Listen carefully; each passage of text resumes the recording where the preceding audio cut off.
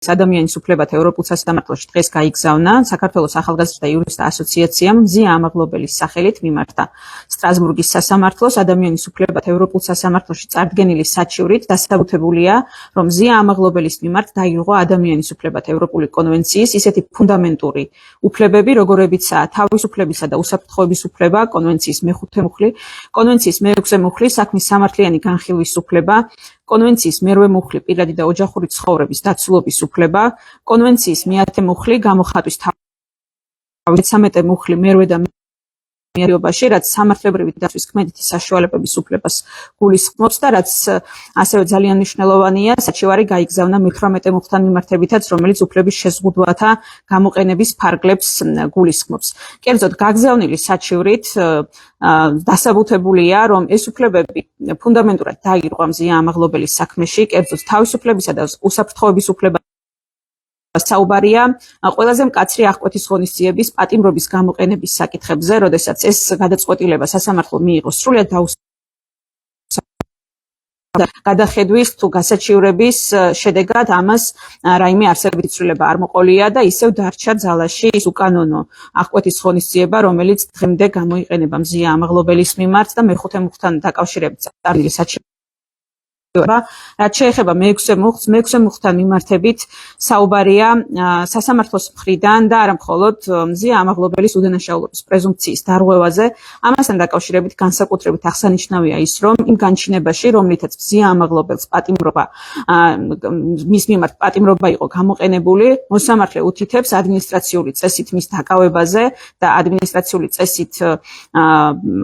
საქმის წარმოებაზე, ისე რომ ეს გადაწყვეტილებები, როგორც ადმინისტრაციული დაკავება, ასევე ზოგადად სამართალდარღვევის საქმე ჯერ კიდევ განხილვის ეტაპზეა და მასზე სასამართლოს ამ დროისთვის არ აქვს მიღებული რაიმე ტიპის შემაჯამებელი გადაწყვეტილება.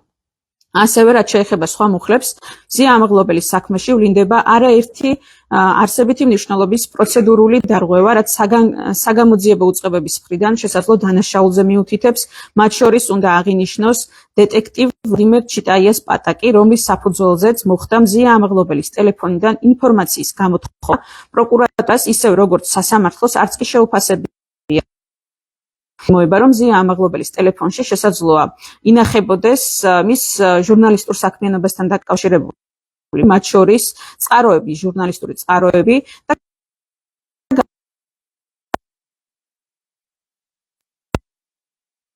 საფუძველზე მსგავსი ტიპის საგამოძიებო მოქმედებების ჩატარება ძირს უთხრის კონვენციის გარანტირებულ მერვე და მეათე მუხლით განმტკიცებულ უფლებებს. რაც შეეხება მე-18 მუხლს, ეს როგორც იცით ძალიან მნიშვნელოვანი უფლებაა, რომელიც განსაკუთრებით გამოიყენება ხოლმე მაშინ, როდესაც სახეზეა არა მხოლოდ მატერიალური ფორმით უფლების დარღვევა, არამედ ყველაფერი ეს მისი მასშტაბების და ხასიათის შინაარსის გათვალისწინებით უთანაბრდება ისეთ მდგომარეობას, როდესაც ჩანს, რომ ეს კეთდება სპეციალური განზრახვით, რომლის მიზანიც არის, რომ მზია ამაღლობელი პოლიტიკური ნიშნით იდევნებოდეს, მის მიმართ გამოტანილი იყოს გამომტყუნებელი განაჩენი და ეს ყველაფერი მის მიმართ ანგარიშწორებაზე მიუთითებს. ამის დასტურია მათ შორის ის, რომ მზია ამაღლობელის მიმართ არ წყდება ის პროპაგანდა, რომელიც ქართული ოცნების და მათ შორის ირაკლი კობახიძის მხრიდან არის წახალისებული. ირაკლი კობახიძეს არაერთხელ აქვს გაკეთებული განცხადება ამ საქმესთან დაკავშირებით, როდესაც მზია ამაღლობელს მოიხსენიებს პირდაპირ როგორც დამნაშავეს და მის მიერ გავრცელებული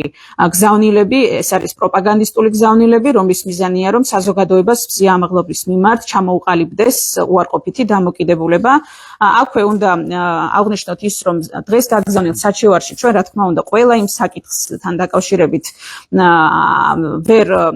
ვაგზავნით საჩივარს იქიდან გამომდინარე, რაც დარღვევების ამ ეტაპზე სახეზეა, რადგან ზოგიერთ ნაწილში საქმის განხილვა ჯერ კიდევ გრძელდება, მათ შორის როგორც იცით, მზია ამაღლობელი არასათანადო მოპყრობის მსხვერპლი გახდა დაკავების შემდგომ და ამასთან დაკავშირებით გამოძიება გრძელდება, ასევე სისხლის სამართლის ბრალდების საქმე ჯერ ისევ განიხილება და დღესაც